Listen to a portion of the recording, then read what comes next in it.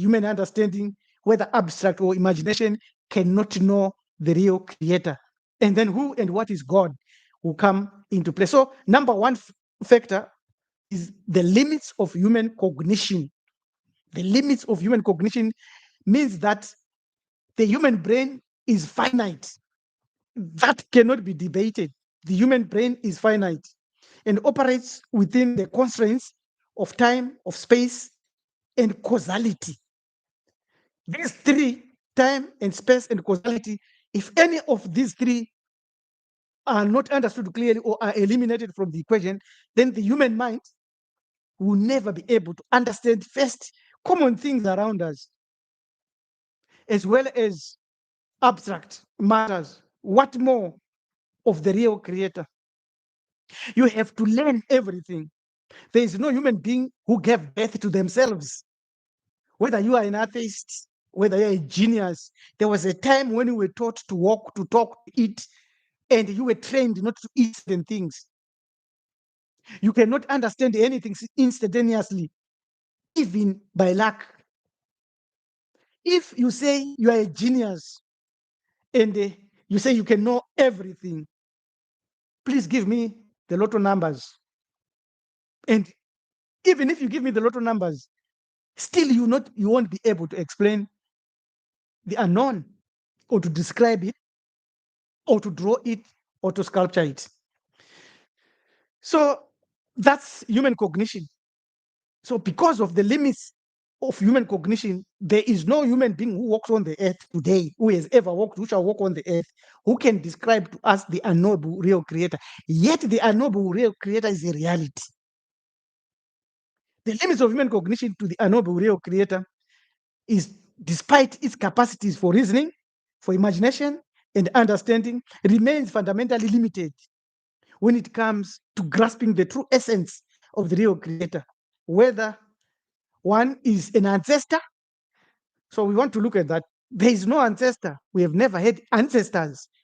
No ancestor at all. I once challenged a lot of people that view my YouTube channel that if you are fortunate to have a spirit come and possess somebody in your presence, and you are there, and someone is possessed with the spirit of an ancestor or of something else that is beyond physicality, ask that spirit to describe to you the unknowable real creator.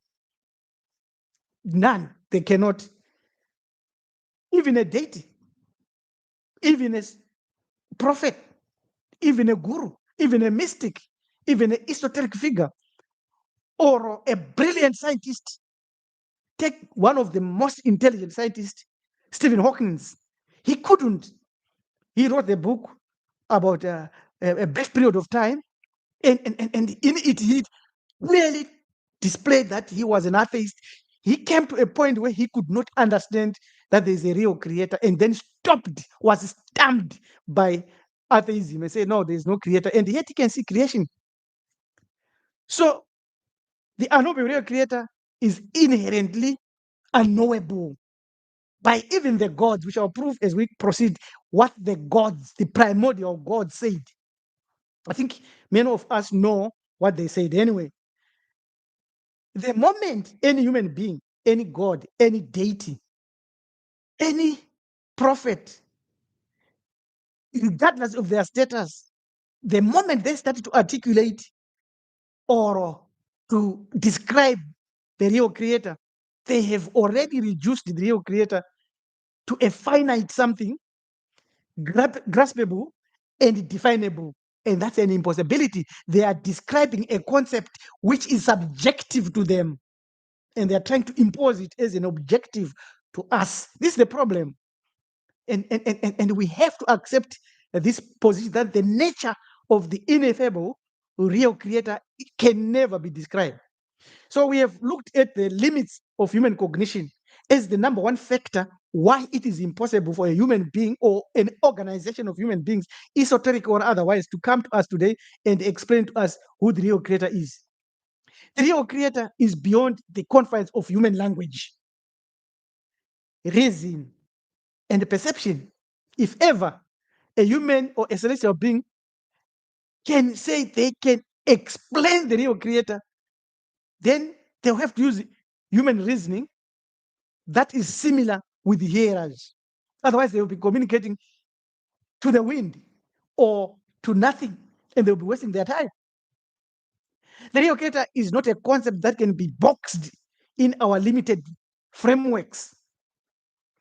As the ancient African sages who were deeply attuned to spiritual and mystical understanding acknowledged, the pinnacle of their esoteric knowledge, which predates any esoteric knowledge ever on earth, including the Illuminati, the Freemasons, the Club of Rome, any of the Freemasons is predated by what our ancestors discovered and left for us.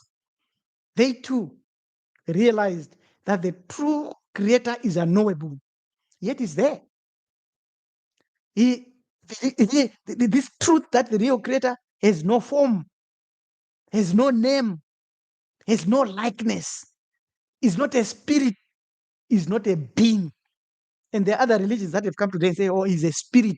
God is a spirit. Yes, God is a spirit. The real creator is not a spirit. And some they say he's a being in a mothership and so forth. Yes, that is their God who is a being in a mothership, but the real creator is not a being. Yet he's there. So let's look at our sages, at what they taught, which we should use as a standard, because we have already been able to describe the 4 cardinal factors: human cognition, human limits with language, scientific limitations because it needs tools and paradigms, and the matter of subjectivity. So these 4, you cannot do anything about them. They are truths, universal truths, when equated in logic with the unknowable real creator. Now, let's go now to what our ancient sages in various parts of Africa, specifically in the northern part of Africa, wrote about the unknowable real creator. Those 7 ancient quotes have a lot to do with the proofs that the primordial deities, the primordial gods that self-generated in the waters of union themselves taught about the unknowable real creator. Here is a group of entities that could have explained to their creation, because the primordial gods are the ones that created everything that we see in this reality of this universe. So I would like to also say, before I go into these 7 ancient Kemetic saying, maybe there are 5 or 6, but we want to look at them. I want to say, if you've got any questions, please do post them, because we want to smash this live in as short possible time as possible. The major fact why I have decided to give this is so that we have tools that we can use in comparative studies and the religion and spirituality, and in the struggle of life, and in the struggle of pressures from many quarters on earth, whether it be mandates that are pushed by the government, whether it be fear that is pushed through propaganda, finance. At least you have a standard and a fundamental that you stand on, and you are never bothered, you're buffeted by that. So our deities, the proof of our deities are the great pyramids that they built all over the earth. So wherever you find the pyramid, whether it be in Europe, whether it be in Southern America, is proof, that is the signature of our deities, African deities, melanin dominant deities, Bantu deities, primordial gods. In our language, we call them Makombre, different from Mondoro. So if you go to the book of Coming Forth by Day, Parutemaore, the book of the dead and the pyramid texts, you find they say, I am he who is in the darkness, and I am he who is in the light. I am the hidden one who is not seen. I am the first and I am the last. You go to the book of Coming Forth by Day, you find that. And when else have you ever heard that I'm the Alpha and the Omega? It was predated by that. So that's what he's saying. He says, he is in the darkness, she is in the darkness, it is in the darkness, it is also in the light, it is also hidden. So what kind of entity is this that is in the darkness, that is in the light, that is hidden? It can only infer and refer to the unknowable real creator. There is no one who can declare the nature of God, not no who can name him, for he is beyond all names. Now, think about that, marinate about that a little bit, just digest that. These are the primordial deities, the primordial gods that self-generated in the waters of Nunu. The waters of Nunu are the quantum soup, or the all potential and the all possibilities. They self-generated out of that. And they then declare that the real creator is nameless. Now you come today and tell me, oh, God has 72 names, God has 99 names. Yes, because he's God. He's not the real unknowable creator.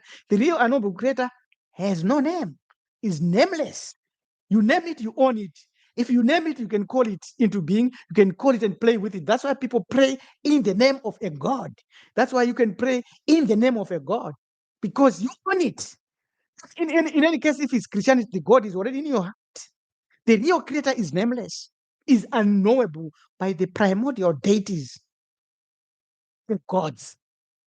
Now, this acknowledges, you can read this statement, it's found in the book of Partema, the book of Coming Forth by Them. We had slides that we had prepared to show and to share, but our software was not compatible with the software that we used to make the slides. So it locked volume, locked everything else, and it was advertising. So we had to stop and start this live again. So I'm asking for your indulgence there and say I'm sorry about that. So the real creator is known to be unknowable. I am the great one who is hidden. I am the secret of the earth and the heavens. So the greatest secret ever is the one that I'm going to share now. It is that the real creator is unknowable. You can't know. Anyone who comes to you today, tomorrow, next year, in future, and tells you, the real creator's name, I know him, I know her, or I know it, is a liar. They cannot prove it because it's subjective anyway. The creator is not made in the image of any being, for he is the maker of all forms, and he transcends all manifestations. So they're using the language here, he and so forth. It does not mean that is a male. The creator is not a male or a female. The real creator is neither a being nor a spirit.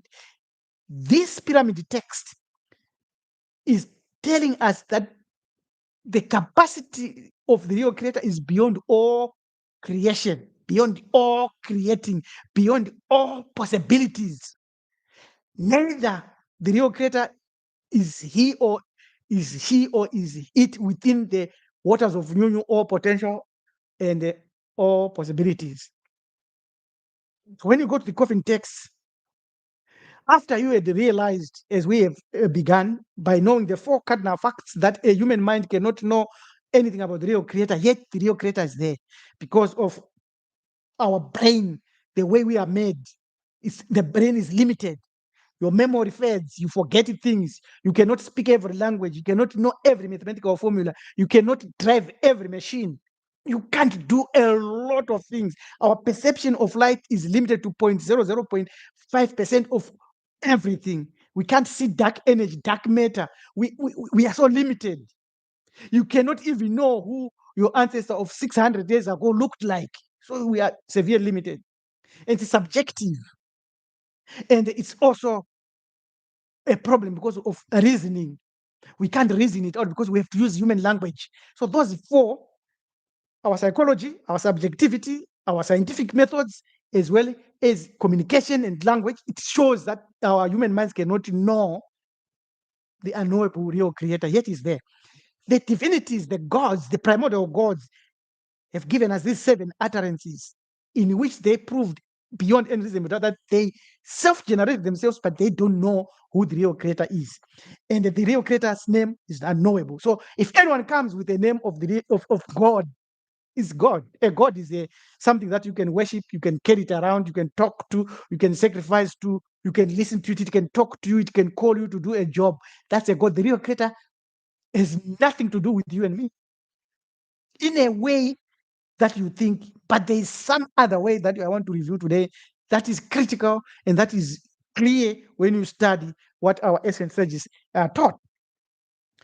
So the ancient African sages, through their profound spiritual and philosophical wisdom, understood that the true creator cannot be reduced to any form, to a name, to any concept.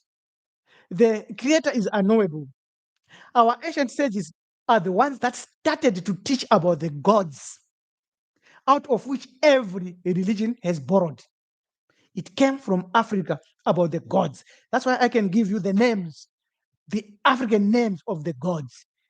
The primordial gods are called makombre when there are many, or gombre if it's one.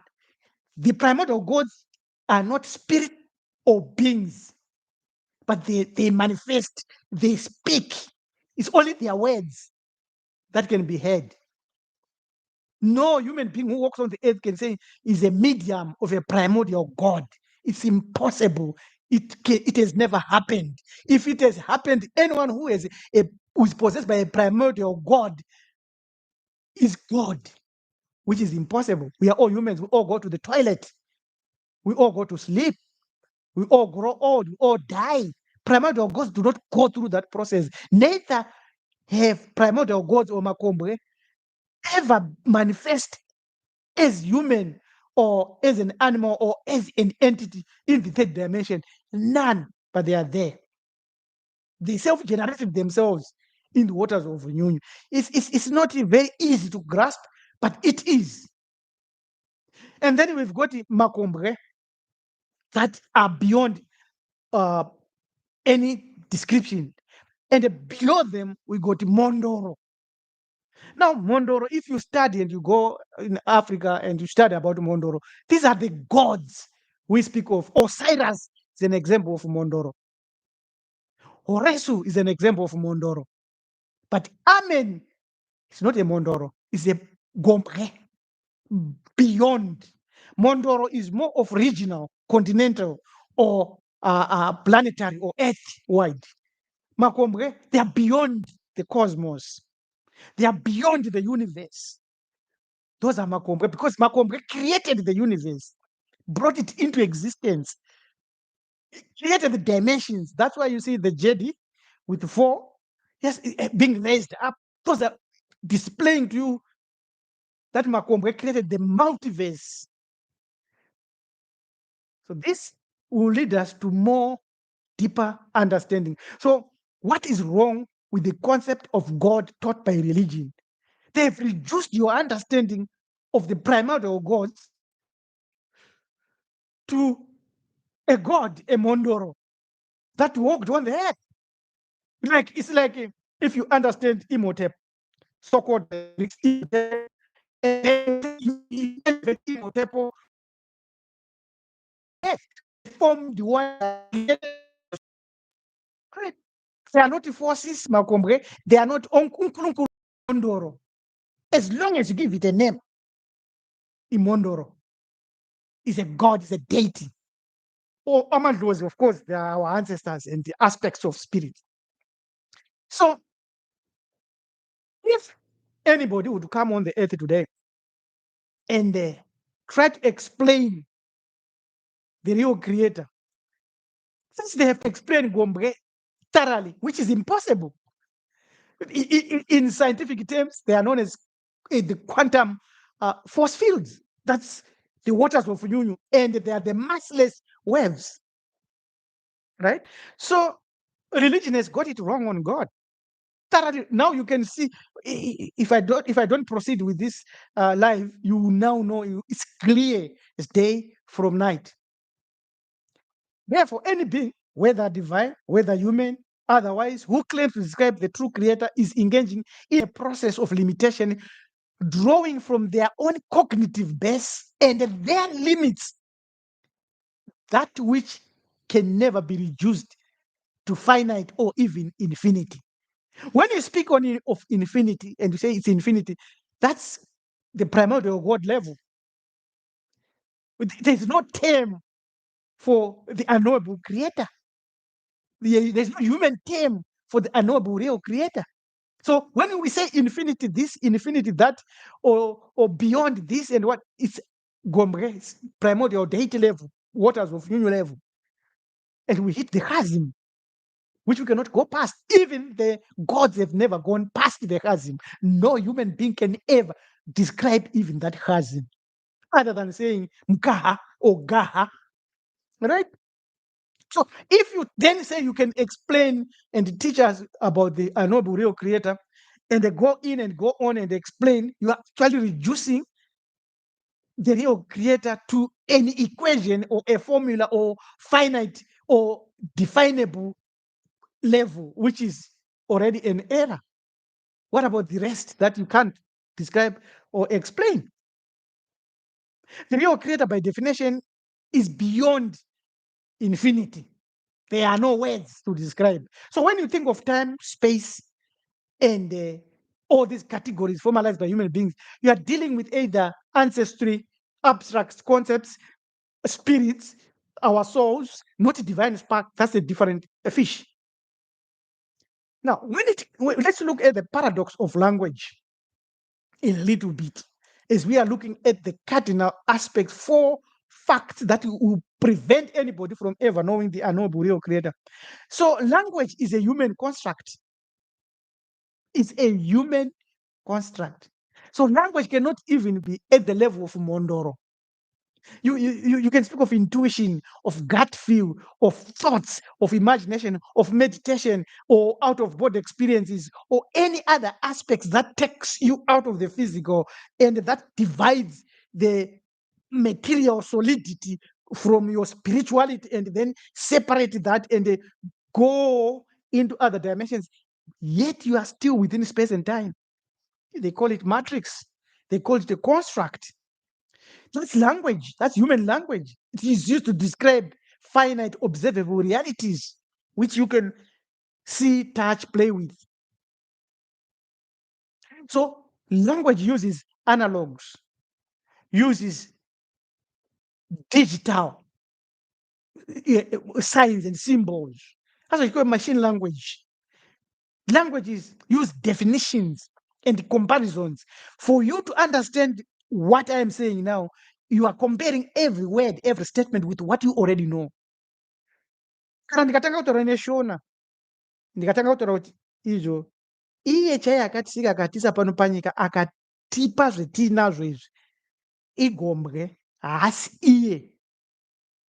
I've already said a lot. If any of you catch that, it's language. I was speaking in Chikaranga. Wasenza sibe lapha emhlabathini kasuye simaziyo.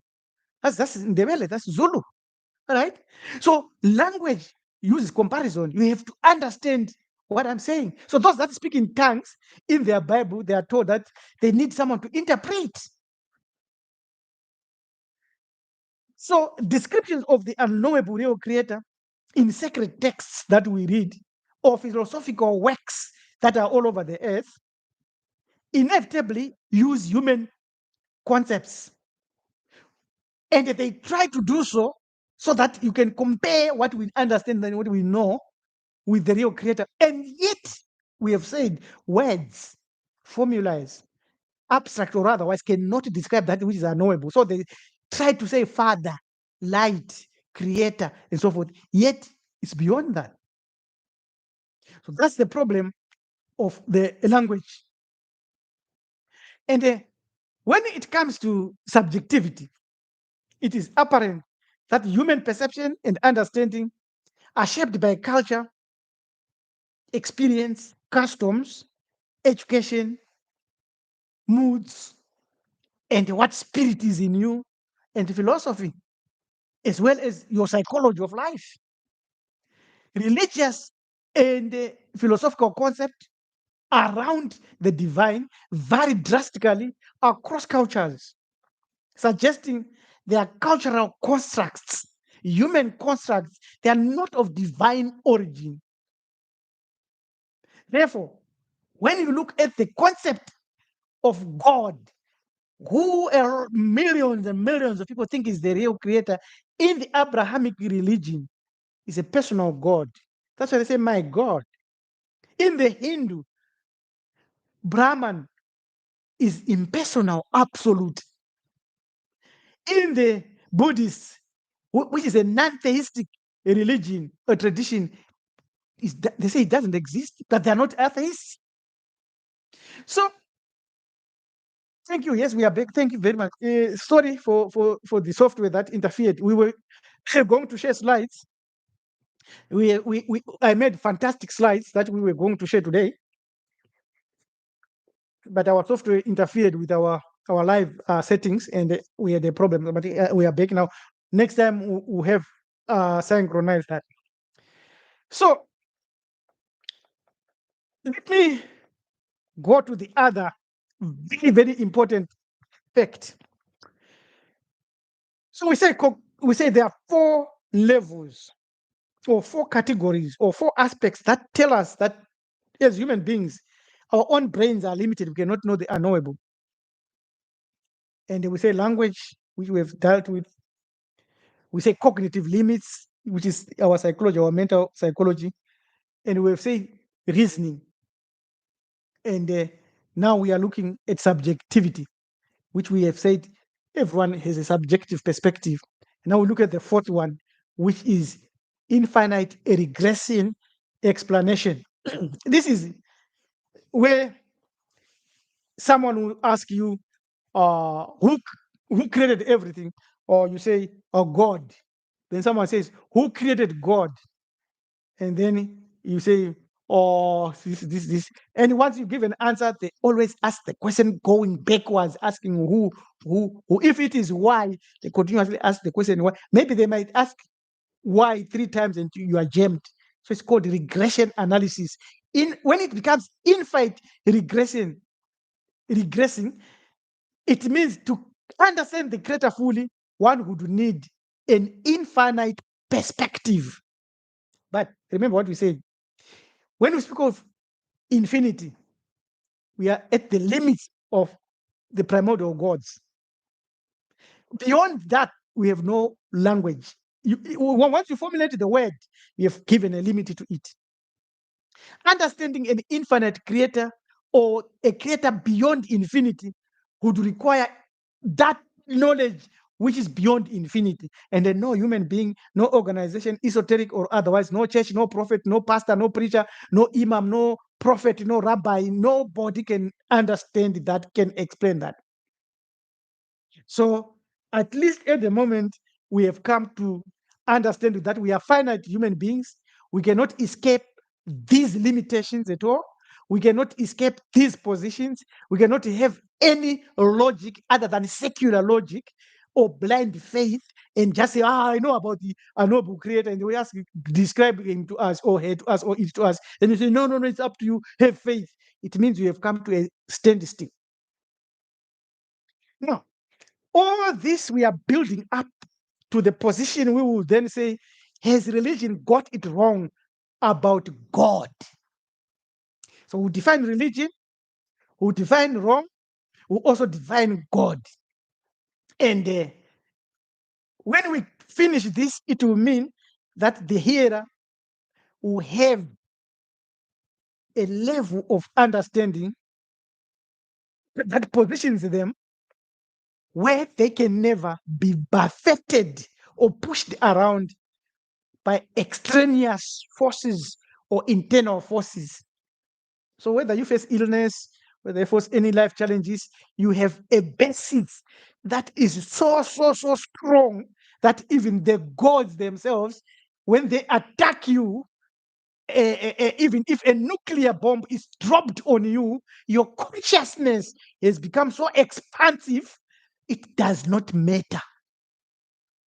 Your creator is infinite and transcendent, is fundamental. Yet we know that is beyond transcendental and is beyond infinity. And any attempt to describe the real creator will rely on metaphor, on cultural constructs, or imagination. leading to the articulation of deities at the end, or kings, as we shall prove, or human fathers, as we shall prove. All right? This understanding aligns with the mystical traditions that our ancestors never taught the Greeks. The good thing about the information that we are coming across with is that it is spiritually locked. You either understand it or you won't. And fortunately, it needs melanin to be understood. I said a lot there. Yet today, we find a lot of religion and a lot of people falling over apophatic theology, which describes the Creator only as God. And they say they know the real Creator. Our people have fallen from a golden throne, a great level, a great throne, and they have fallen into the depth of confusion and they have been captured by man-made gods. These man-made gods have been capable and are able to put an invisible mental chain around their brains, and they are dragging them to a destiny that they should never go. Because despite these four solid proofs that the human brain cannot know the real Creator, we now know others that are now engaged in idolatry, worshiping a God that hangs on the cross, worshiping another God that went to heaven on a horse, worshiping another God that caused a lot of havoc in our history. If you read our book, Free from God, chapter 4, chapter 5, you discover God and who God is. They claim that we hear today that God is Yahweh, that God is Allah, is a 100% true. God is Yahweh. God is Allah. But who is God? Where did he originate? God is a deity who, known as Allah or El or Yahweh, was already there before Judaism, before Christianity, before Islam, before Hinduism and Buddhism. God, this God I'm talking about now manifesting here, was a small tribal God there amongst the Canaanites. The Canaanites is their pantheon. And their pantheon is spread even right out Southern Africa. If you follow and we go together, you shall be shocked by certain words that we have used in Africa, in our own languages in Southern Africa, about the Creator that are of Canaanite origin. The Canaanites were melanin dominant human beings anyway. So when we understand that God's origin is from the Canaanite pantheon, what we would want to know is what was he known as? Because God is an English term. The name that God was known of before the Bible was ever written, Moses ever walked the earth, Abraham ever walked the earth, was El, which appears in Canaanite text as head of their pantheon. When we say pantheon, it is a group of deities of gods that are listed like a family tree. So when you go to the Ugaritic text in Ras Shamra in Lebanon, written in the 14th century BCE, they actually depict El as the father of the gods. And one of his sons was known as Baal. Capture that Baal because he will become prominent as we go to Southern Africa. Because Baal is worshipped now today in Southern Africa by a lot of people thinking that they are worshiping the real Creator. So when you go to Genesis 33, verse 20, it refers to God as El Elohe Israel, God the God of Israel, the El of Israel. This El is the singular of Elohim, it's Eloha. Eloha is singular of Elohim. Elohim is the fourth word you read in the Bible. In the beginning, God created. That word God was not God, was Elohim. It's a plural of a pantheon of gods. This is where a lot of Jewish scholars, I am a rabbi by training, right? Scribe of the house of Israel by training. A rabbi studied these things under a lot of scholars. They say it's plural of majesty. It is not, because if you read Genesis 1:26, it then says, let us make men after our image. Where is the plural of majesty in that? And then it says, when God was walking in the garden during the heat of the day, when Eloha, when El. So this is the Canaanite God. The use of El in early Israelite religion suggests that they adapted this, adopted it. So that's why the rabbinical scholars say there are 72 names of God, because they have accommodated these. So when they say there are 72 names of God, it means they've got 72 gods. In ancient Hamit, including Hamit and us, we've got over 2,500 gods. I have a dictionary in my book with all these gods. So when we look at this matter of the gods in this way, it is very, very clear that this Canaanite God is not the unknowable real creator. Why? Because his name, El, Elohim, it's a pantheon, is known. His images are there. That's why I said that we had made slides. We were going to be showing that here. And we are going to still do that in future. We are going to do that. It will become very good videos we will have with all the slides. Eventually, we will stop uploading videos. We will be doing lives every day, because they are much more interactive. So we have El, Elohim, El Elyon, El Shaddai. All these El names of God, they are from the Canaanite pantheon. So put them aside. Is God. They are not the ultimate unknowable real creator, because you can understand them, you can pray to them, you can sacrifice to them, they can talk to you, they can give you some powers. All these people that prophesy, that make miracles, that do these small little miracles, and they have got these spirits of these gods, right? So don't challenge them, as I have already said, if you don't have your own backing. But there is also Yahweh, the tetragrammaton, YHVH or YHWH, which has been made common by the term Jehovah, is not the real creator. Jehovah didn't create anything. It is known, if you do a lot of researches, that this Yahweh was not originally part of the Canaanite pantheon, but today has become combined with El. You can see the formula of how they combined the two. When you go and read Exodus 6, verse 3, because this is the Bible that is now dominating millions and millions of male and dominant human beings, we need to rescue them, to rescue those that are to be rescued out of the clutches of God.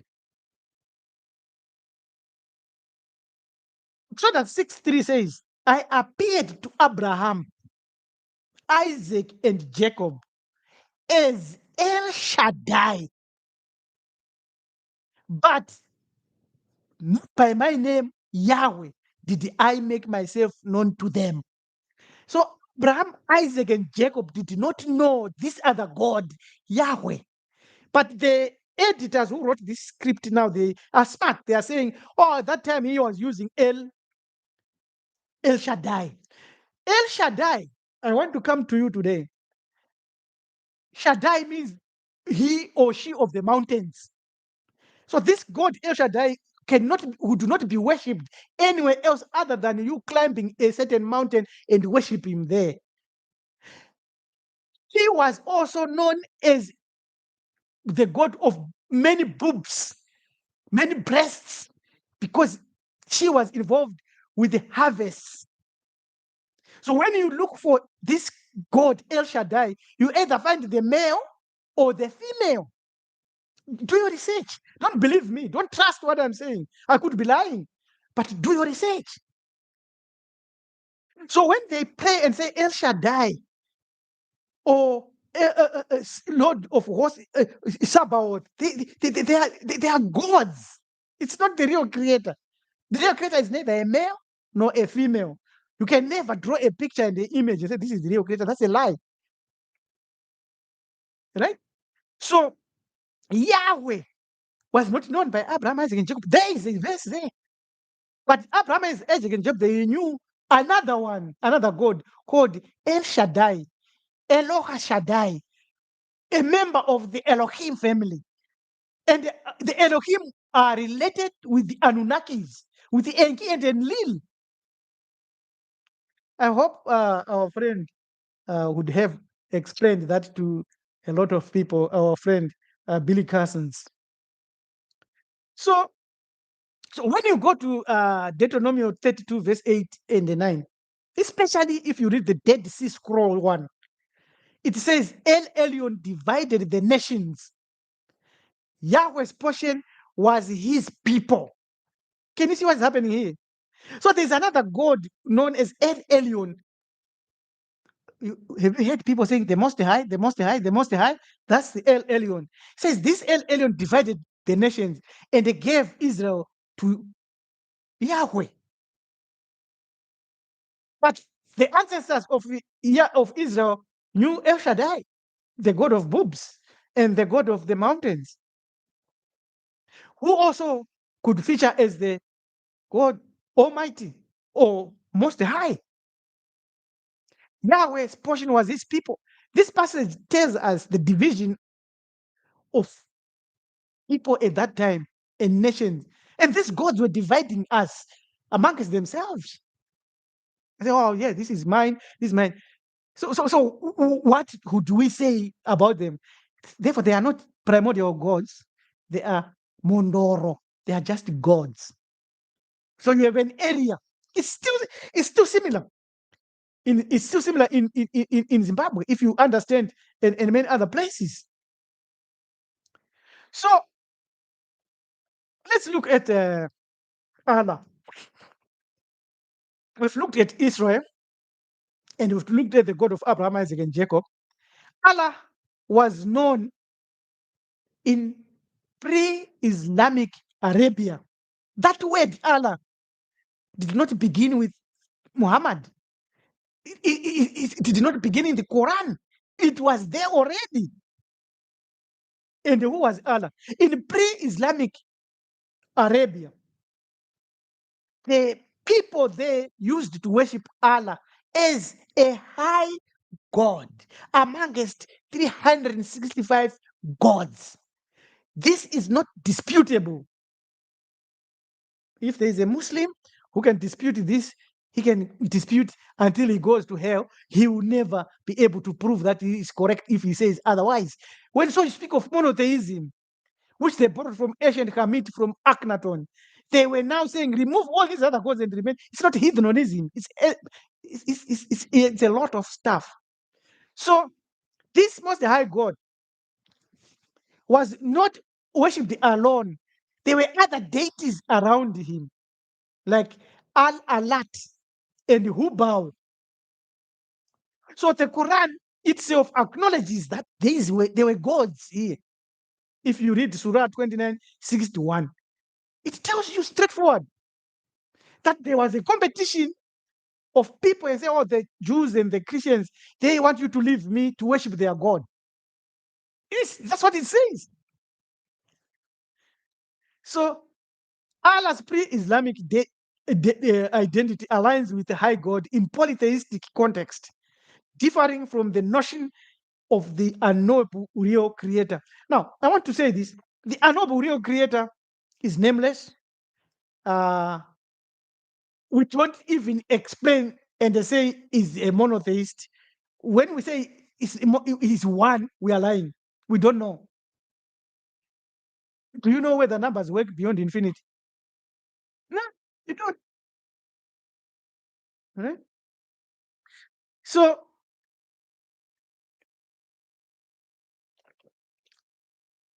when you study Islam, in my book Free from God, I acknowledge that the Quran, it has a little bit uh, better formulated explanations about the unknowable God, unknowable real creator, nameless one. It has a little bit, but it's not perfect. It's not good. I wouldn't use it anyway. I would throw it away. I don't use the Quran anyway. Because Allah is a nomen proprium. A nomen proprium is the actual name. The real creator has no actual name. It's unknowable.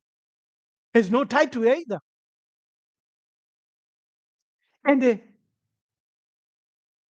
unknowable creator would not be an anthropomorphic or a limited deity that he can carry or she can or it can carry a name. So when you read in Genesis 3, verse 8, you find that it tells you that God, who is El or Eloha or Elohim, was walking in the garden, implying a physical presence. Here is the problem. If Genesis 3, verse 8 is not describing a physical being, what was it that was walking in the garden during the day? What was it that was talking to Adam and asking him questions? The only escape route you can do, perhaps like Herbert W. Armstrong, is to say it was a spirit being.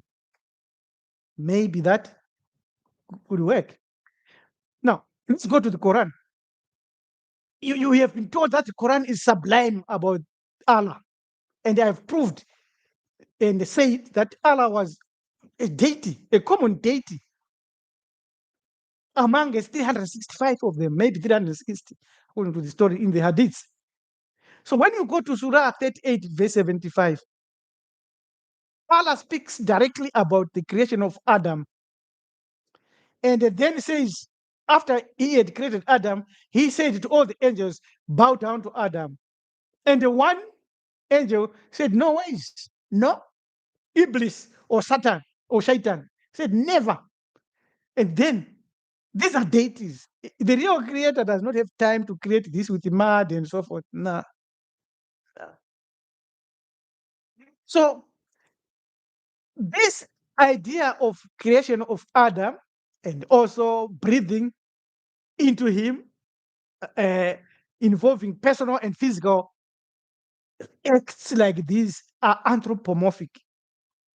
They are depiction of deities, not of the real unknowable creator. So the Quran out, Islam out, Christianity out, Judaism out, as sources for you to understand the real creator. But for you to understand God, they are good. They are good.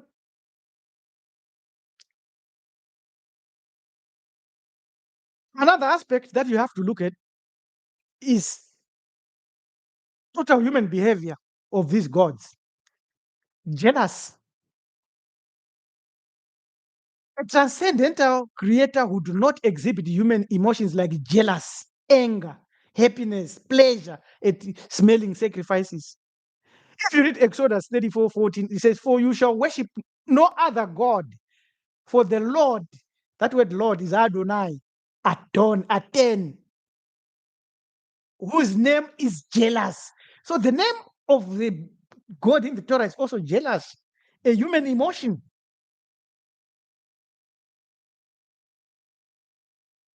So this is clearly that is acknowledging that there are other gods that is competing against. The biblical and the Quranic depiction of God or Allah share characteristics with all common deities.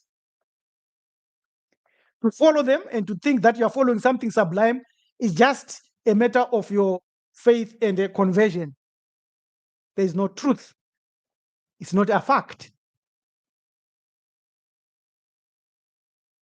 These gods were all derived from Canaanite deities, and the Canaanites derived their gods from their parents who were and are from Southern Africa and the Abrahamic. Canaan is Kenya, Kenyan. That's so it makes it similar. Sumer is Somalia, so that makes it similar. Sumer was also known as Kush, so Ethiopia. So that's clear. India was also, its original name was Ethiopia, India. So these are all our gods. That's why in India they worship Hathor, the cow, and the snake, and all that. They borrowed, and they actually, it's us who founded India, and they left those cultures and religions there. So you can now answer the simple question that religions have got it wrong on God. We need to clarify that to be so that it is very, very clear. The real creator is unknowable and is nameless, is not a spirit or a being. These truths dismantle the very foundation of human understanding of reality. Humans assign names using human languages because the human mind, trapped in its frailty, cannot fathom that which is beyond infinity. That's what I've said. Our human brains and our minds have to shrink a huge thing into something that is small to comprehend. Or rather, it has to fit our perception and intuition. Religious and spiritual groups that invoke names like Allah, Yahweh, or God commit a grave error if they then say they are speaking or teaching about the unknowable real creator, because they are already using a nomen proprium, which is an impossibility when it comes to the real creator. If you ever have a God who has a name, you are an idolater. You are engaged in the highest form of idolatry. And that idolatry, you use it to transcend physicality and spirituality. A nomen proprium is a proper noun. That's English, that's from Latin. It primarily identifies the individual entity with that name. And this nomen proprium as a name of an entity would be like Rudo, Taban, Mpakwam, or Wadzanai. Those are proper names. Those are nomen propriums. So if your God has a name, you are in idolatry. We don't even count you metaphysically. We count you spiritually. Oh, he's a spiritual person, he's worshiping his deity. Correct everybody around this misstep as per human perception. When it comes to the unknowable, you must realize that a nomen proprium obscures your understanding of the divine.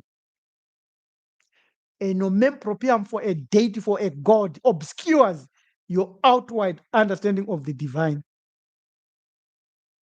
So one must abandon the clutch of names and confront the creator, the unknowable one, as truly as it is, beyond all language, beyond all thought, beyond all forms, unknowable. If you can rise to that level, it's awesome, it's fantastic. Even the appellative noun, usually used interchangeably with common nouns in some contexts, emphasizing the name as a general term for a class is unapplicable, can never be used around a real creator. For instance, the term king, which is a title used for someone who was ruling a country, or president, you can't use that for the real creator. You're giving him a territory, giving him a law, giving him a subject, which is impossible. According to the hierarchy of command, the real creator cannot come to me. Because the chain of command is, if we are to be common, it's unreal creator, the Chazim, waters of Nyunyu, primordial deities, Mondoro, Makombre, and not Makombre, Mondoro, my ancestors, myself, my divine spark.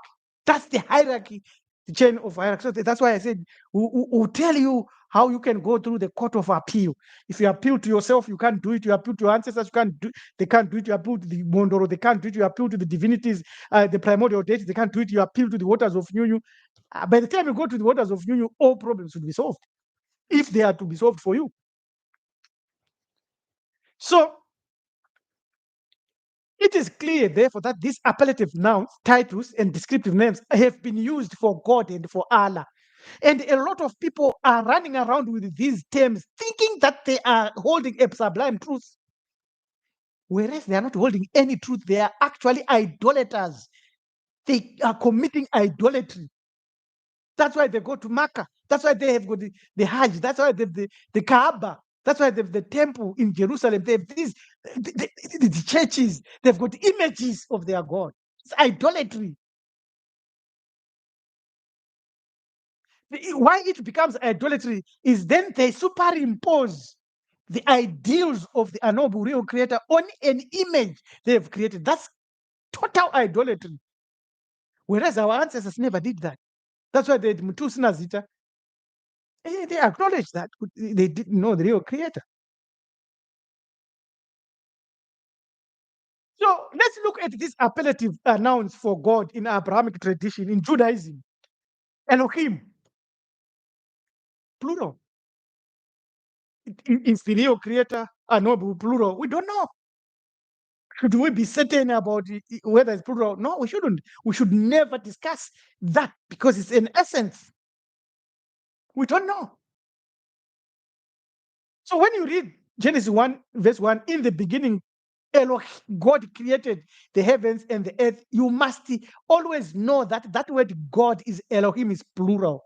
So you must read it as in the beginning, Elohim created the heavens and the earth. It's a deity. That's why they create. And it's a copy anyway of Atum. Adonai. It means Lord and Master. And many are running around with these terms. Oh, yeah, my Lord. He's my Master. We used to have a prayer that we used to do, the Kiddushim, when I was reading the rituals there in Judaism. Anyway, in Psalms 8, it says, Oh Lord, which is Adonai, our Lord, how majestic is your name in all the earth. The real creator is no name, is nameless. So once you have a name, you are in idolatry. You've limited, you are worshiping a deity. El Shaddai, this is Almighty or the God of boobs. Genesis 17, verse 1, I am El Shaddai. Walk before me faithfully and be blameless.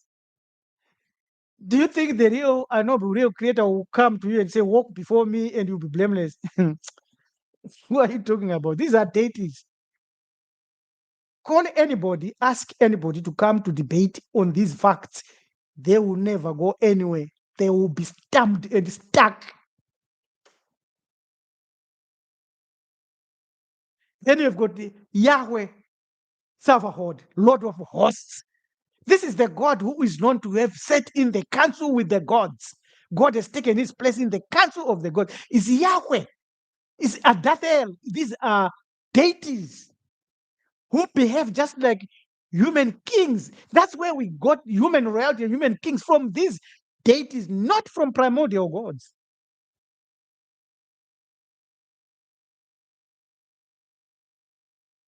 So you read Isaiah 6, verse 1.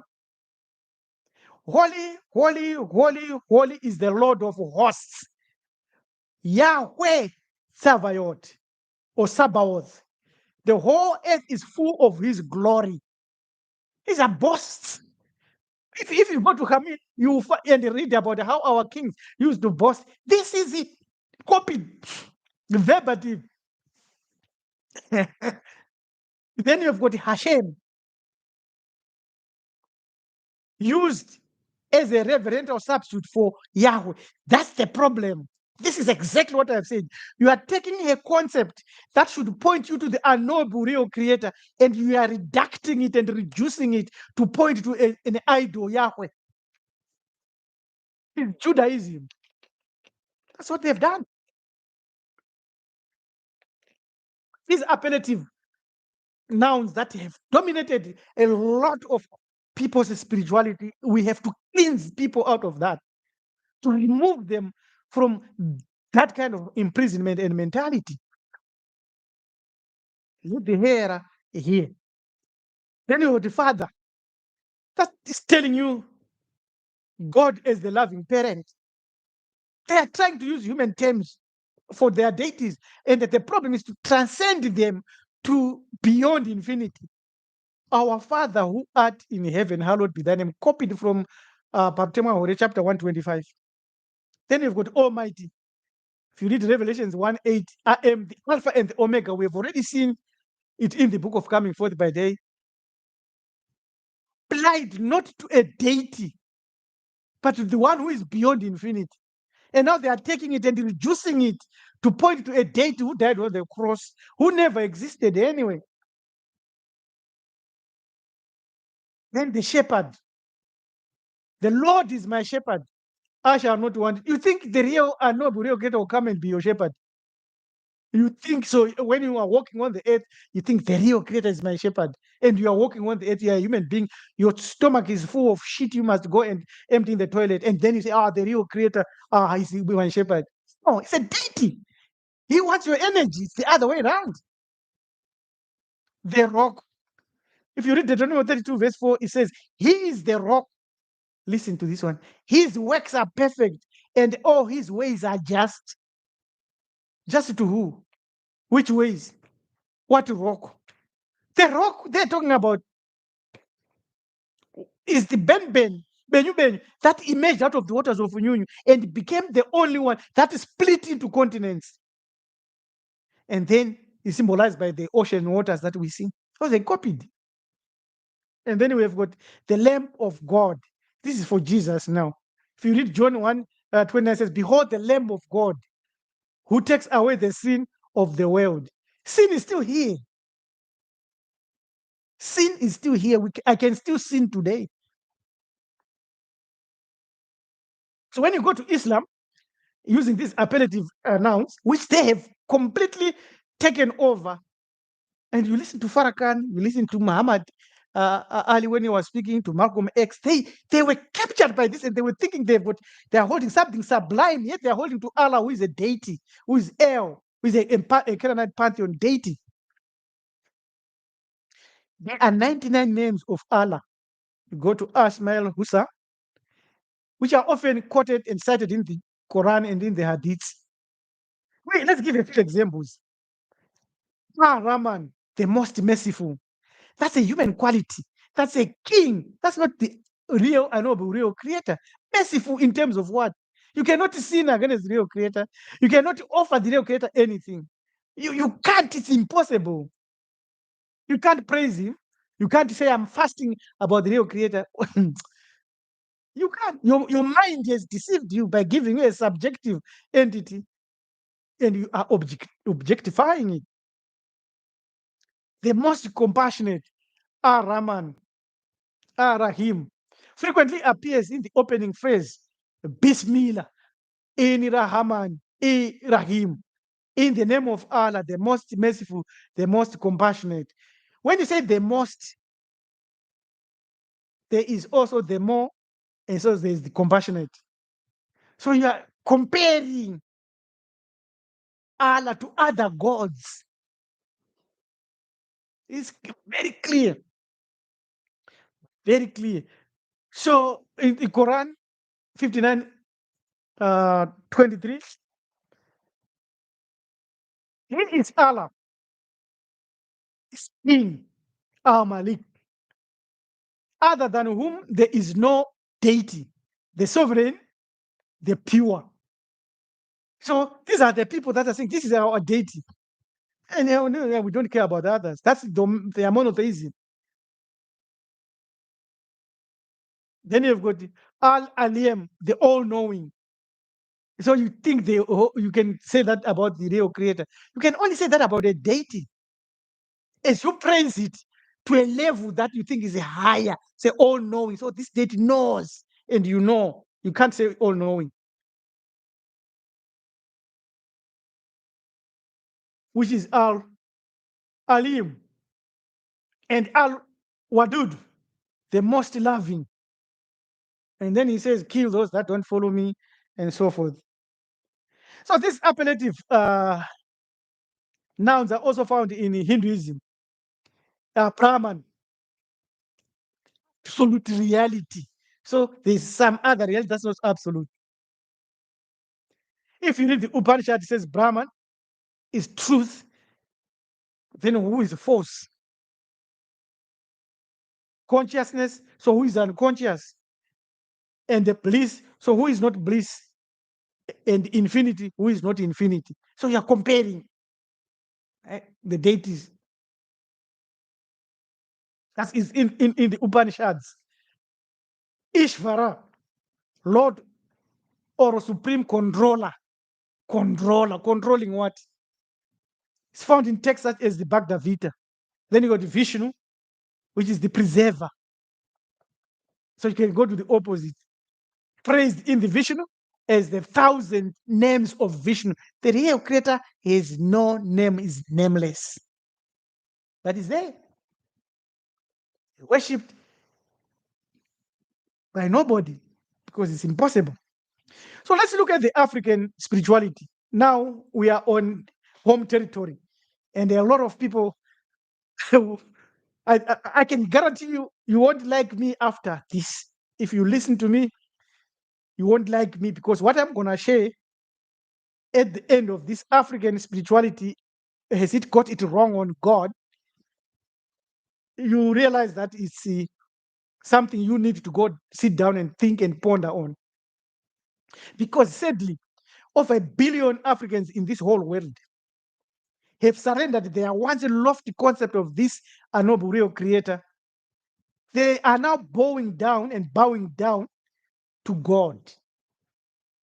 They have substituted their pristine understanding of the real unknowable creator with one so low, so ignoble, as to be utterly unworthy of thinking, worshipping human-made deities, concepts, and idols. It's a shame. It's a shame. What has done that is religion. Africans never had a religion. We did not have a religion. We had a way of life. What we lived was what we did. We didn't have a religion. Because religion is a structure, system of beliefs, practices, rituals, and moral codes centered around the worship of a god. We had gods. We were animists. We are animists. We can walk in the bush and speak to the stones, speak to the mountains, speak to the grass, speak to the air, speak to the wind, speak to yourself. Change things. We never had a religion. A religion typically includes sacred texts, traditions, and institutions aimed at guiding adherents in their relationships with the divine and the ethical, and being ethical and responsible. Now, here is the problem. When we say Africans didn't have a religion, you tell me about the book of Coming Forth by Day. It was written after we had already lived for years, millions of years, by someone, Ani, who was diarizing how he lived and how he died and how he had an out of body experience and how what happened there, which we knew and which we know through our spirituality, because African tradition is a spiritual way of tradition. It's not a religion. Everything we know is by the spirit, through the spirit. Others claim that they've got the spirit, but they have a holy text they read. We claim we have a spirit, don't have a holy text. The text reads us. It's the other way around.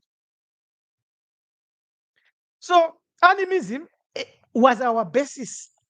It implies that ancient Africans did not distinguish their rituals with spirituality and a way of daily living, like in a quantum bubble. We could speak to anything because we believe in massless waves. Waters of New. You saw the chevron they put on Great Zimbabwe, right? True religion that has been given to us by our conquerors and enslavers, we have now become custodians of their gods. So all the gods you find in Africa today, except primordial deities, or Jesus, or Allah, or Yahweh, Shabaoth, all those are foreign. They're not ours. They have been modified, recharged, given mandates by our enemies. It is very, very important to know that religions are dead wrong on God. They teach deities as the unknowable creator. This is the center of my talk today. Religions have got it wrong because they are teaching deities or idols as the unknowable real creator. I can show you the picture of if my slides did not interfere with my software here, I would have shown you the images of Jesus, the images of Allah, the images of Muhammad, the images of all these deities and these gods and the prophets and many other evidence and symbols and the logos. They've got a crosses, a logo. These are the mistake and the problem is why this as melanin dominant human beings, Africans, we have thousand more images and idols than anybody. We know that this is not the full stop. This is just a comma that is leading us to beyond infinity. What is the rest? They've stopped. They can't go beyond that. They can't go beyond Jesus. They can't go beyond Allah. They can't go beyond Brahman. They stop there. That's what religion has got dead wrong about God. They've taught humanity that these gods, these deities, are the unknowable creator. That's a fallacy. I get mad on this. Our ancient mysteries were able to teach that the real unknowable creator is beyond these deities. These are just stepping stones. These are just steps in your conscious unfailing out. If I don't need to go to Mecca, I don't need to do the Hajj. Where I am, I will stretch out and interact with my ancestors, with other gods, with the primordial gods within the waters of Nyunyu, and I hit the chasm and they start to go beyond the chasm. Our ancient sages recognized numerous deities, each embodying distinct cosmic functions. These deities. The appellative nouns that we have given there have become descriptive titles of these gods, limiting their followers and adherents and believers, thinking that they are seeing and they are speaking with or to, and they understand the unknowable real creator. Why is they do not? Because they are human minds, human-minded. They want a spirit.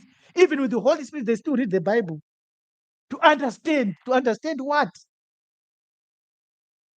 We want to urge you to rewatch our introductory live video to African Mysteries video before the gods came into being, so that you can come to that unique position of understanding whereby you start to lay a foundation on the truth of why religions are dead wrong on God.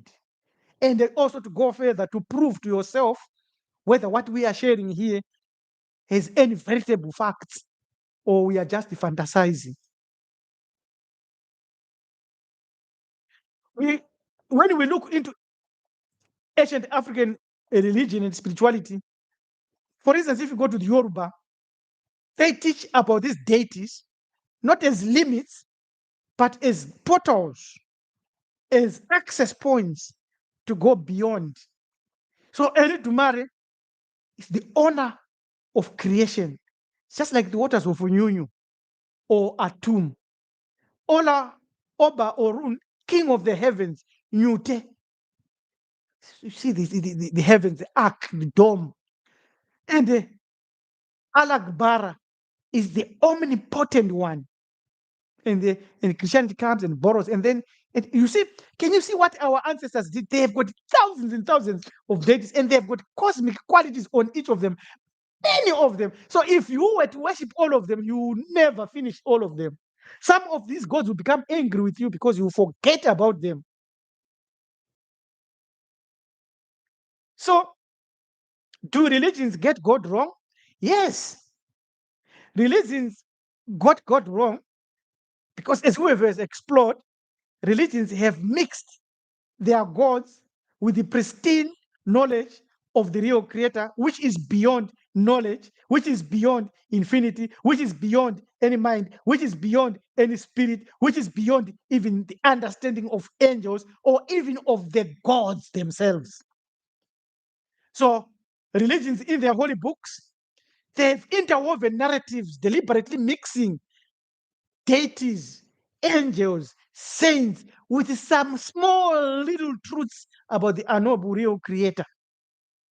And you have to sift and shake to find, I think they wanted to speak about the real unknowable creator. Some of the pastors, they actually say that, but they can't stand up and they say, oh, listen, we are worshiping an idol called Yahweh. The real creator, we can't know. They can't do that because they are locked to that. This is the problem. So when you go to the Hebrew Bible, the Tanakh, what we want to do now in the next section is to show you that the concept of the unknowable real creator was known in ancient times everywhere. Everybody knew that. All religions knew that. Islam, Judaism, Christianity, Buddhism, Hinduism, they knew that. Where religion got it wrong was now to bring God and lock people away from the pristine concept of unknowable real creator, who has no name, who is not a spirit, who is not a male, who is not a female, who cannot be worshipped, whom we cannot sin against, and so forth. So when you go to Isaiah 55, verse 8 and 9, it says, for my thoughts are not your thoughts, neither are your ways my ways, declares the Lord. The problem there, the person declaring that, the deity declaring that, is usurping power of the unknowable real creator and making it his. This is Yahweh, a small tribe of God. He goes on to say, as the heavens are higher than the earth, so are my ways higher than your ways, and my thoughts than your thoughts. So that's why we are saying the human brain cannot know the real unknowable creator, because Isaiah 55, verse 8 to 9 says so. So when you come and tell us that, behold, a vision shall give birth and give a birth to a son, and his name shall be Emmanuel, and that Emmanuel says God, say deity. This is the proof. Here is the proof. I'm using your Bible for that proof. It's clear. So this Yahweh is, they are taking what they know. I've already read scriptures that say this, or I've read evidence, or what our ancestors wrote down and put it there. And Mtusina Zita, that's what I've read about Mtusina Zita, nameless one. And now they are naming it and saying your thoughts can know. He's saying your thoughts cannot know. So which thoughts do Christians have that know God? Because that's the human thoughts. It says you can't. But now they know. Jesus said, if you have seen me, you have seen the Father. So locking you into his frequency. Now, when you go to the New Testament in Romans 11:33, it says, oh, the depth of the riches of the wisdom and knowledge of God! Exclamation marking God. He said the depth is so, you can't fathom it. How unsearchable his judgments and his paths beyond tracing out. This theos here is a deity usurping collective, appellative, and using them and taking out what is not his and claiming that is his. He died on the cross. He was a human being walking on the earth, lived only a life of 33 years. Is that there are no real creator? No. When you go to 1 Corinthians 13, verse 12, it says, for now we see only a reflection as in a mirror, then we shall see face to face. Now I know in part, then I shall know fully, even as I am fully known. Known by who? Know what? See what? So he's telling you that he is limited. This is the scripture that is proving that the human mind, the human spirit, the human religion, there, what you are following as a Christian, is limited. So when you come and tell us that you know God, you are telling the truth, because the God you know is theos. But the real creator is saying you can't know that. You are limited. Let's go to the Quran. So if you read Surah 6:103, it says, vision perceives him not, but he perceives vision. And he is the subtle the acquainted. Again, mixing the real unknowable creator with their human concepts. He knows what is before them and what is behind them, but they do not encompass it in knowledge. That is Surah 2200, Surah 2110. In other words, it's the human mind cannot know the real creator. That's what they're saying. Can you see that? If you can see this explanation that I'm doing, that they are taking the qualities and the explanations of the teachings about the true and real creator and mixing them up with their concept of deities. Confusion galore. So when you go to the Bhagavad Gita, the Indian one, in the Vishnu Rupa Darshana, or those that yoga, Arjuna asks Krishna about his cosmic form. Krishna replies, "I am time, the great destroyer of the world, and I have come here to engage all peoples." So once you say Krishna, that's the name. The real creator has no name. The real creator does not engage in human affairs. The human creator is remote, is far beyond. If those slides that I had prepared could be shown, you were going to see fantastic images that I had created about. I still am thinking that I'll do a video, a proper video about that. So when you go to the Tao Te Ching, is the Tao, it says, the Tao that be told is not the eternal Tao. The name that can be named is not the eternal name. So it's juxtaposing ideas that once you name it, once you tell it, it is not. Therefore, it's saying what we are saying. So our ancestors knew all these things. They explained, they taught, but this was taught in mystery schools. And the fortunate part about the mystery schools is that we can say all these things. If this information is not for you, you will never understand it. You will never understand it. It will go through here and go out. If it is yours, it will switch on those lights in you. And you know, this is my information.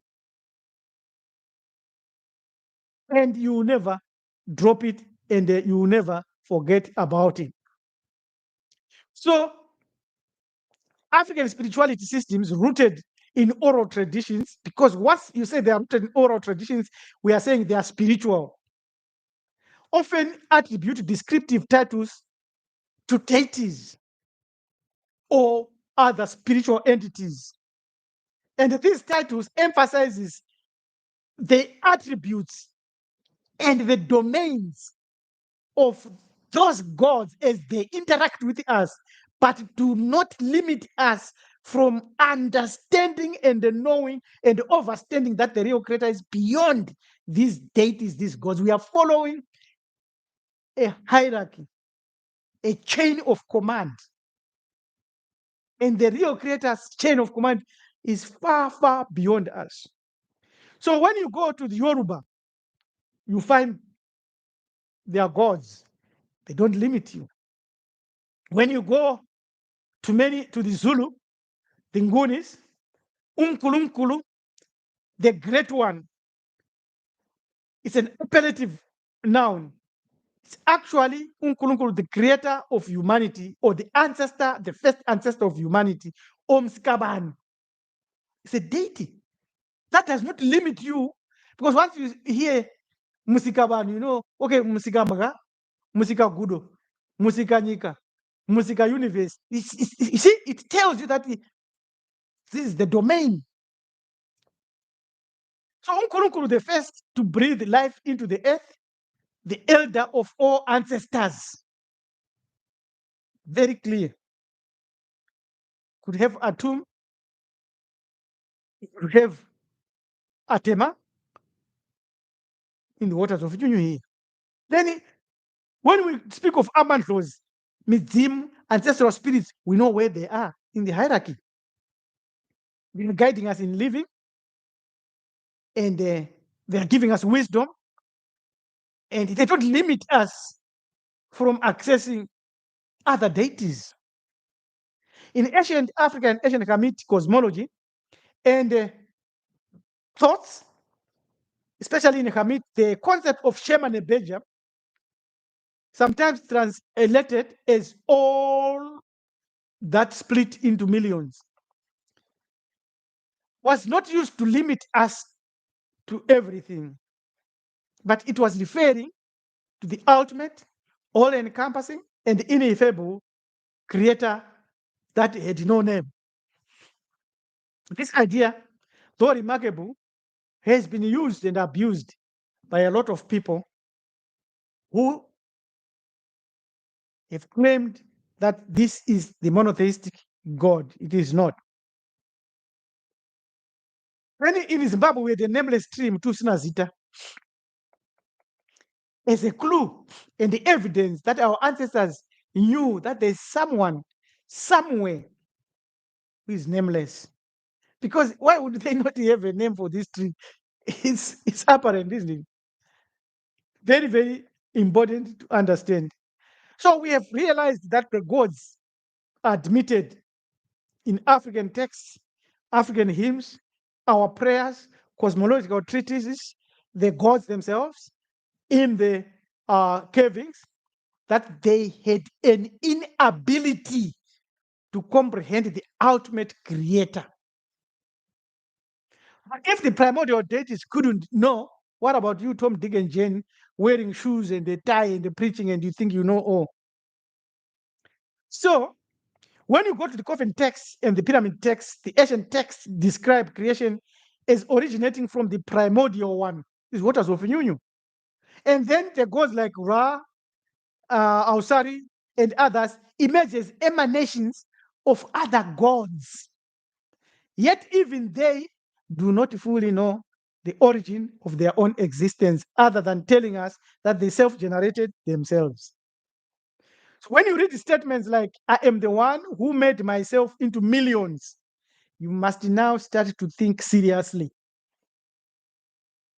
Because the millions that is being spoken of there include the divine spark that could be in you. Now I think we have arrived home. So the question is, who created God? We know that Gombre or Makombre are primordial self-generated gods. We also know that Mondor are common gods, regional or continental. When you look at the theology of Ptah, Memphis theology, we realize that by merely speaking, creation was brought into existence. That was before the Bible, that was before the Quran. So it is very clear that Ptah, tu, ha, or iputa is another way. When you speak of the heart and this tongue, they imply that inside you and inside me, there is that ability for me to interact with the divine using sound and using emotions correctly. So when you go to the hymn of Amunu, you realize that there is the hidden one. It also points to us, the unknowable real creator, because it says no one knows your true name. Your form is hidden from the gods. This is the hymn to Amen about the hidden one. It is saying the gods do not know the form of the real unknowable real creator who is there. So we have already looked at a number of other mystical traditions, and we have arrived at a point where we say ancient melanin dominant human being indigenous sages acknowledge that even their gods did not fully know the real creator who is profoundly beyond any God to understand. This acknowledgement should give us humility, teach us humility, and suggest to us that if the gods, the primordial gods, are limited in understanding the real creator, what more of us humans? So the invocation that involves Shema Nebeja as the unknowable real creator invites a reverence and a you, reminding us that ultimate truth lies beyond the reach of names, forms, and concepts. This concept aligns with universal themes in spirituality that affirms the unknowability of the source of real creation and is beyond culture and beyond boundaries. When we look at the appellative nouns, they are mere labels, but they are imbued with a profound meaning which religions have abused to point to their gods. I feel sad about this. I wish a lot of people could understand this. I want to repeat this statement. When we look at the appellative pronouns, appellative nouns, they are mere labels, yes, but they are imbued with a profound meaning that reflects our own human understanding and awe and reverence and their relationship with the divine. And this was understood by our ancient ancestors in Hamid and in Africa, whereby they knew that these appellative pronouns, which and appellative nouns, which describe roles of primordial gods, yet within that description was pointing to the unknowable real creator. For instance, scribe of the gods for Jgahuti, scribe of the gods for Jgahuti, the qualities most merciful for Oshan before Islam, or the domains Lord of the Duat Ausari. These traditions demonstrate a shared human impulse to articulate that which is beyond what they stand for. So these appellative nouns serve as windows into human attempts to relate to the divine, emphasizing the qualities such as mercy, justice, sovereignty, and love. Qualities of primordial deities is coming from the waters of Yun, Ma'at, the wife of Jgahuti, wisdom. The context is important to understand. So the general nouns are class nouns. The abstract nouns refers to ideas of quality or justice or beauty. And the concrete nouns refers to what you now think of as God, which is a travesty of understanding. The term real creator that we are using here is nothing more than a placeholder, please. A passive label devoid of true meaning, a gap filler for the limits of our human understanding. There has never been, nor will there ever be, a prophet, a guru, a scientist, a philosopher, a mystic, or any being, no matter how enlightened, no matter how smart, who can describe or define the unknowable real creator to anybody or to themselves. No epiphany, no self-proclaimed profundity, no divine favor, no any human language, sign, miracle, mathematics, science, or metaphysical system, whether individual or organized, esoteric or exoteric, can render the unknowable real creator comprehensible or communicable. None. If anybody comes to you today and they explain the real unknowable real creator, know that they are lying or they are describing their subjective understanding. Therefore, religions have duped us by giving us God as a substitute for the real unknowable real creator. It is time now for humans to devote their time to liberate themselves from these gods. So we have to stop praying to and fearing gods and deities like Allah, like Yahweh, like Jesus, entities shaped by their own needs and their own imaginations. That's why they demand something from you. When we sin, we are not sinning against the real creator, whom we cannot know, because you cannot sin against that which we don't know. We are sinning against ourselves, our neighbors, against nature, our ancestors, against the gods, and against the primordial deities to a last and very small extent. So why do we even speak of the real and noble creator? Because when we recognize our inability to know or describe this, it is then clear that anybody coming to describe this to us should simply say they do not know, rather than try to dupe us and deceive us. Millions and millions and millions and millions have been deceived to worship gods, created gods, thinking that they are worshiping the unnameable, the unknowable, real creator. Humans are by nature designed to grapple with the ineffable mystery of existence.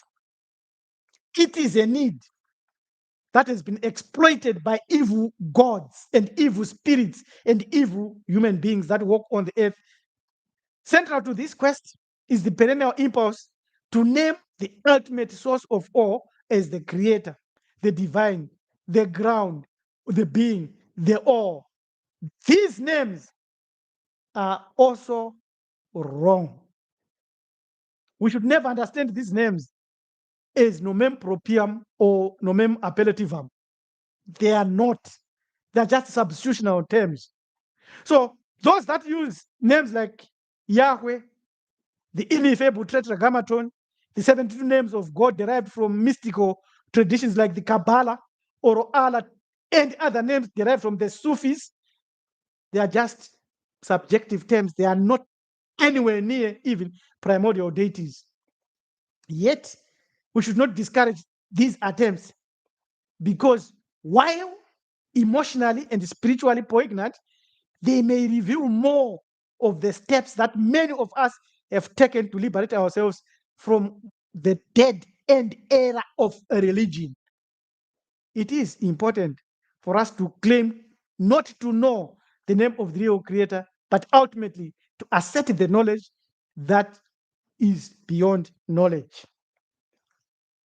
When it comes to the proper common names and proper nouns, it is clear that in contrast to nouns, to categories, as well as any meanings that we can derive, we will come to a position of saying we do not know. To assign a proper name to the creator is thus a categorical error and an epistemic overreach, which should be avoided at all costs. Descriptive essential terms fall because of limits of language. Language is inadequate in naming anything around the real creator. Therefore, we cannot say the real creator is one or there are many. The best answer is that we don't know.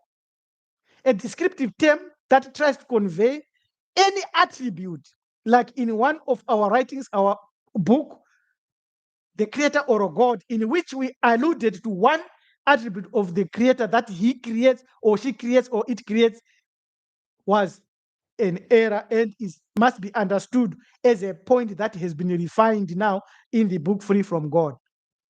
So, when we come to the epithets and the qualities such as merciful, just, or eternal, these are not applicable to the real unknowable creator, but to you as an individual, to your neighbor, to the gods, as well as to the primordial gods.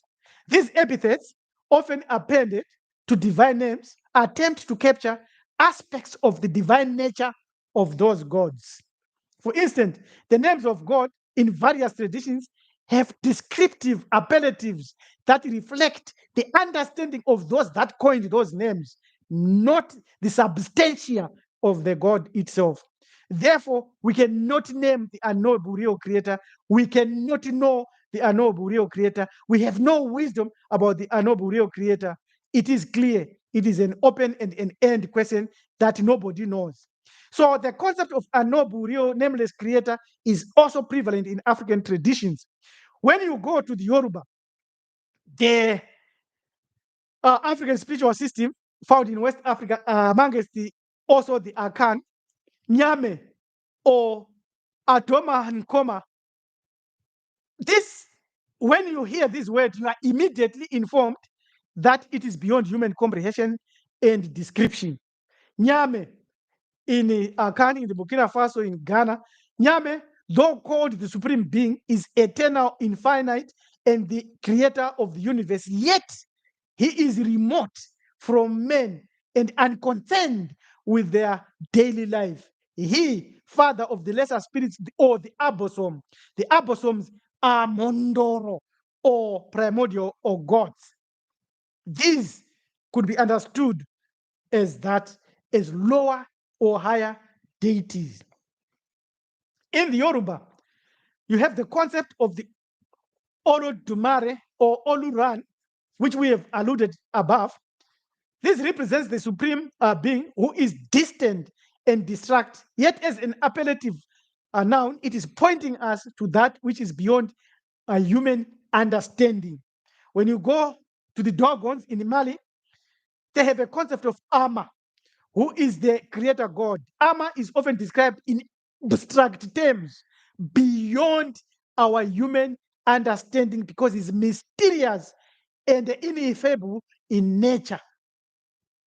So wherever you see a diagram of Ama or an image of Ama, you should realize that you are not dealing with the concrete concept. In the Igbo, their spirituality and their concept of the supreme deity is somewhat analogous. The Igbo people revere Chuku or Chiuku, which translates to the great God or supreme God. Chuku is considered the highest spiritual being and the source of creation, as the waters of union here that we are dealing with. So when Chuku is observed and understood in this way, he is or she is perceived as transcendent and beyond human comprehension. While the deity is central to the Igbo cosmology, the focus is always away from him. Other deities like the Egugu, which are Pondoro, clan deities or clan spirits. So the supreme being in the Igbo mythology, also known as Chineke, who is the creator of the universe, rain, trees, and other parts in pagan, it's known as paganism by others, but this is a fact that while Chuku is a name used personally for the creator to personify him, not to name him, because they acknowledge that he is ineffable and unknowable in nature.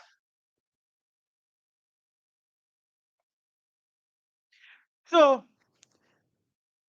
another related concept that we want to highlight, which comes from a lot of our African spiritual systems, is that of the chi, which represent a personal God or a spirit that is assigned to every individual inside them as a link between the person and that which is beyond infinity.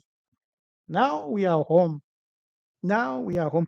This idea of the chi emphasizes a personal relationship that you can have with that which is beyond infinity. A personal spirit, a divine spark, a chi is inside every human that has a soul. There are other humans with no souls who walk on the earth, eat food, have children and sex and so forth, but they have no soul. They are here. They are here. So the idea of the nameless creator is accompanied by a cultural and spiritual practice of a reverent science.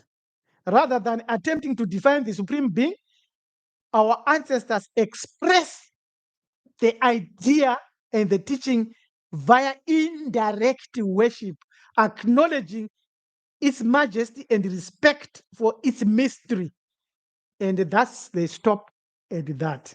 And they lower their perception and understanding to the gods they understand. So when you go to the Ibibio, Abasom, supreme being, according to the Ibibio people, they say is the universe, creator of the universe, is God Almighty. While this name is used in worship by others and in reverence, it is also acknowledged that the true nature of this one is beyond human understanding. So the Ibibio believe in the idea of preordained destiny, which they attribute to the will of this supreme reality, Abbas Ibom, through Akaraaka, which is the destiny, and Okpong, which is your chi or divine spark. In the Kiswahili communities, particularly those that were influenced by Bantu spirituality, there isn't a direct term widely recognized to parallel the chi in the Igbo, but there is Mweya, Umoya, which is your personal divine spark. So they didn't have it originally because they were influenced by Arabs, where they borrowed the term Roho or Wa, which is Arabic. But they also have Utu, meaning humanity or personhood, from Ubuntu, from Muntu, which is clearly the divine spark inside you, which connects you to that profound understanding of the unknowable real creator, and then you are not blocked by the error of and the dead era of these gods. So vitalism and the interaction with the Mungu has now been given similarities with the term God, but this was influenced by Christian and Islamic thoughts. But yet, we know that the real creator is unknowable. Would the concept of the unknowable, nameless creator be present among the Nguni and the Basarwa? Yes. In the Nguni, the supreme deity is often referred to as Utiko or Umvelingan. These terms reflect the concept of a creator deity who is both transcendent and somewhat distant from the everyday contents of the world, yet can be represented by objects that emphasize his enigmatic, abstract existence and ineffable nature with what we can see today. So the focus of our Nguni spirituality is more on the interaction with ancestral spirits, the divinities, and less on direct worship of the supreme, that which is beyond that which we are calling here the unknowable and distant nature of the real creator.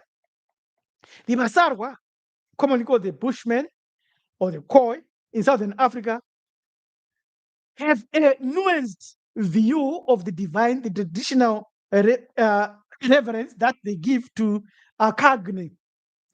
Same concept everywhere. Both the Nguni and the San traditions have the concept of the supreme being or the creator God, whose presence and the understanding is beyond any human understanding and the philosophy, and they rarely worship this remote. So a story is narrated by Robert Moffat, a Scottish missionary, who tells a feared cave that was known amongst the Ngunis, was known as the cave of the Great Spirit. Think about that. It was feared. So this was the center of knowledge and knowing by our ancestors.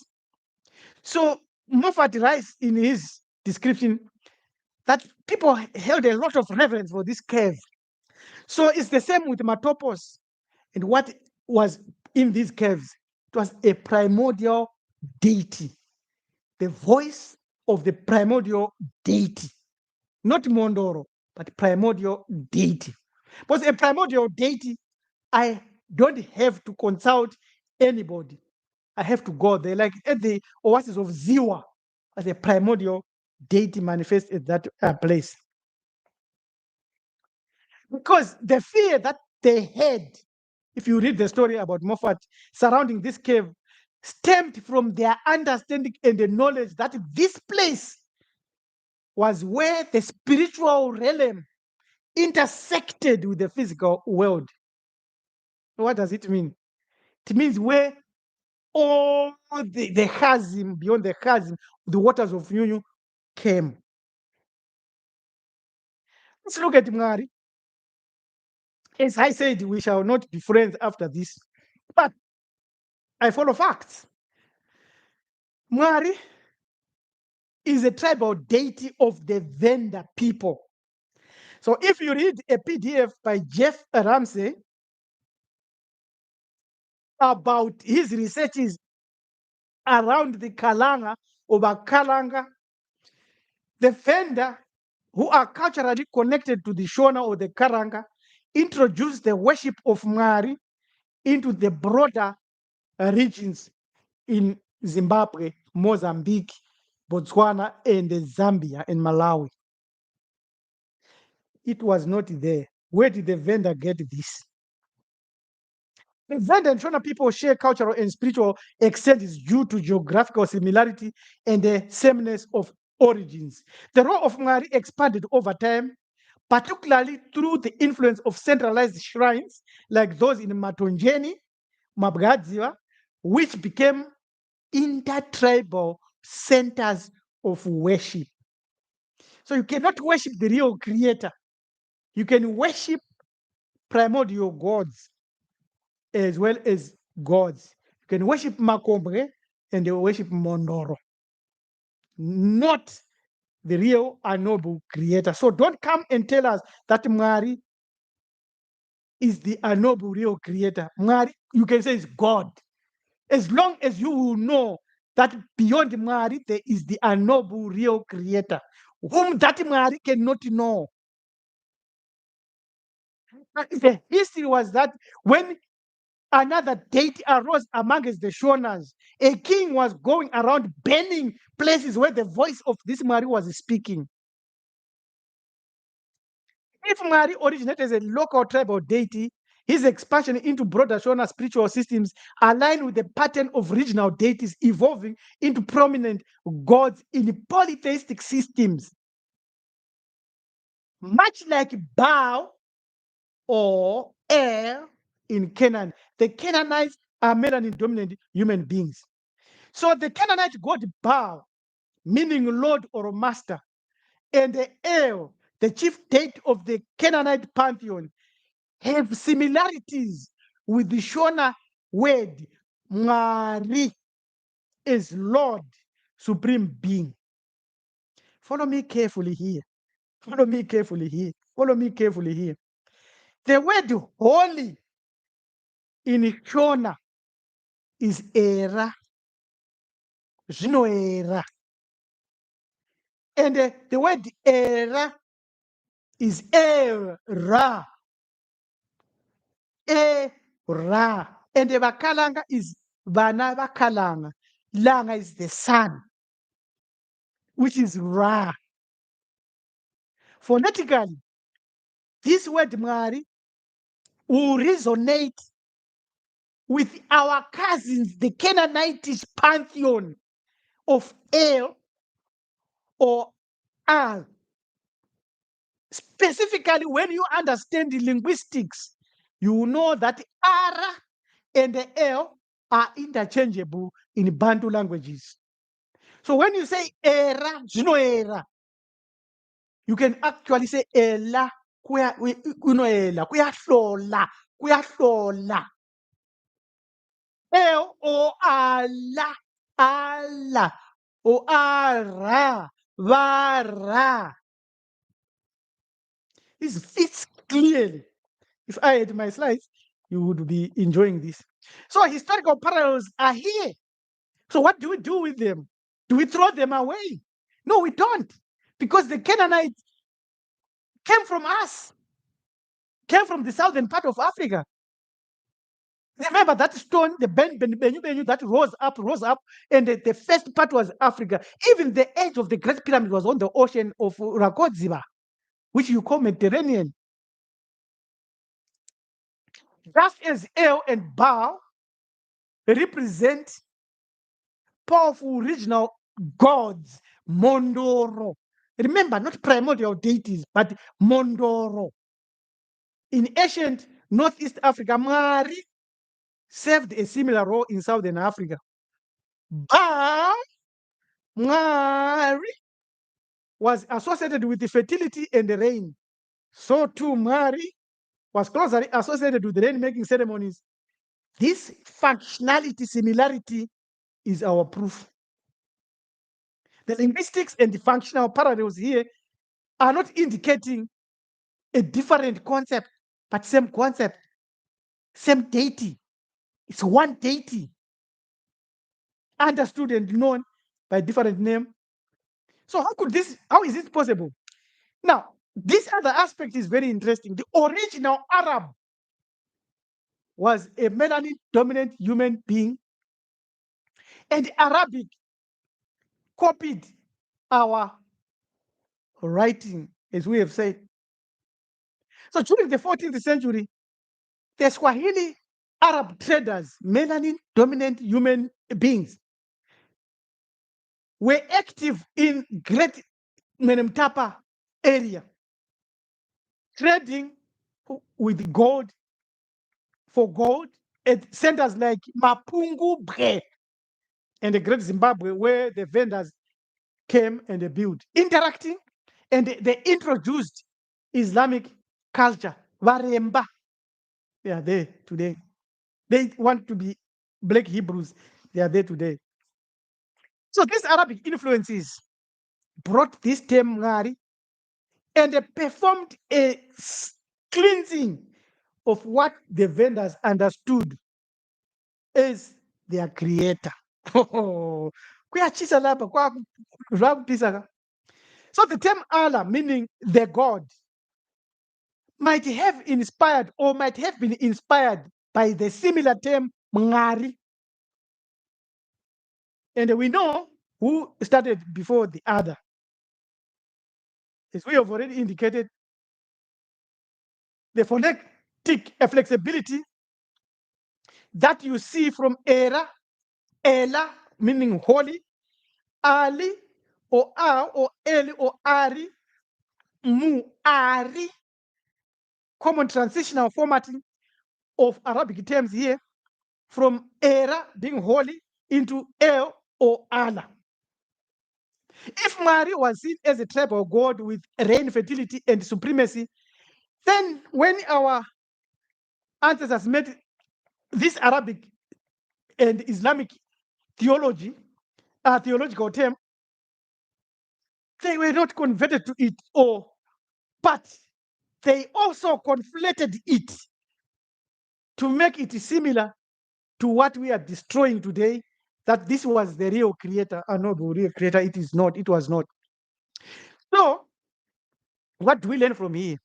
This teaches us that we lost our spirituality and our power when we ignored Mutusi Zita and syncretized through linguistic and cultural borrowing elements around a deity or a god, Mngari.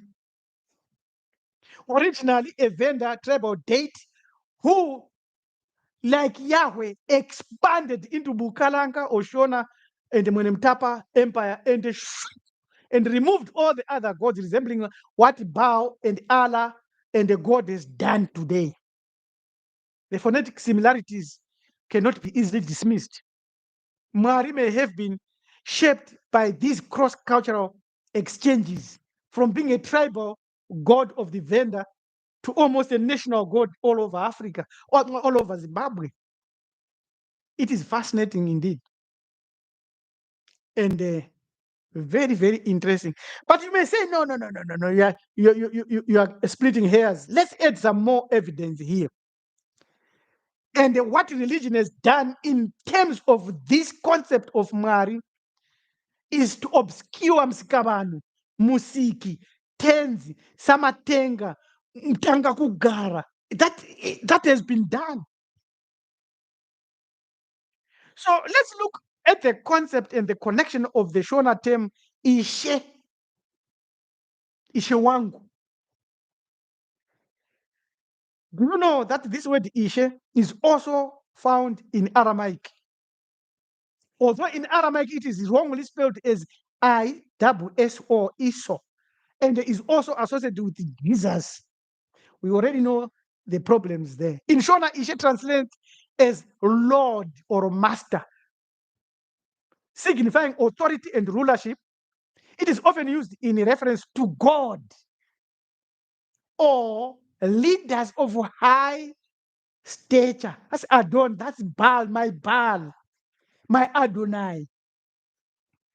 So, example, Ishe Samatenga is Lord of the heavens, highlighting sovereignty, exalted figure akin to the role of the deity we have met, El Elyon or El Shaddai.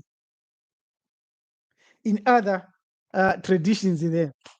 So Isha is both a title of respect and a marker of divine authority, emphasizing the close relationship between spiritual leadership and social hierarchies. The usage and the parallels or dominus, Latin for Lord, or Kyrios, God for Lord, apply to divine beings as well as to rulers, appellative nouns.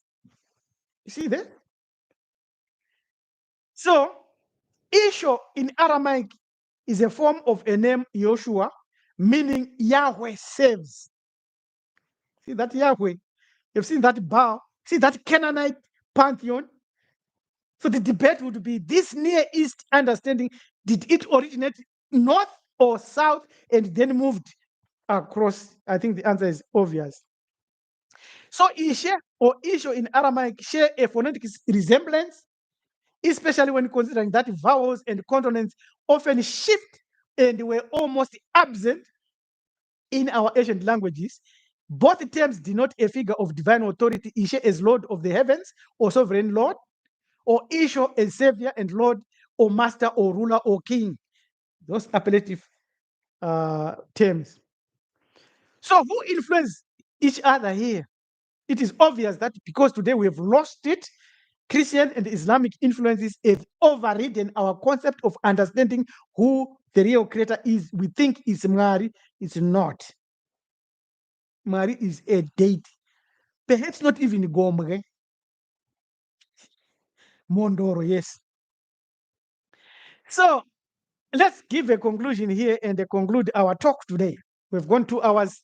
We don't want to go beyond 2 hours and 3 to 3 hours. We want to stop somewhere here.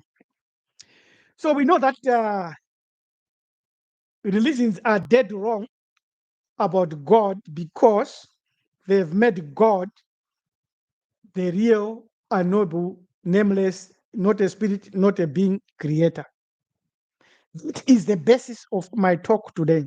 So all melanin dominant indigenous people over the earth never worshipped idols.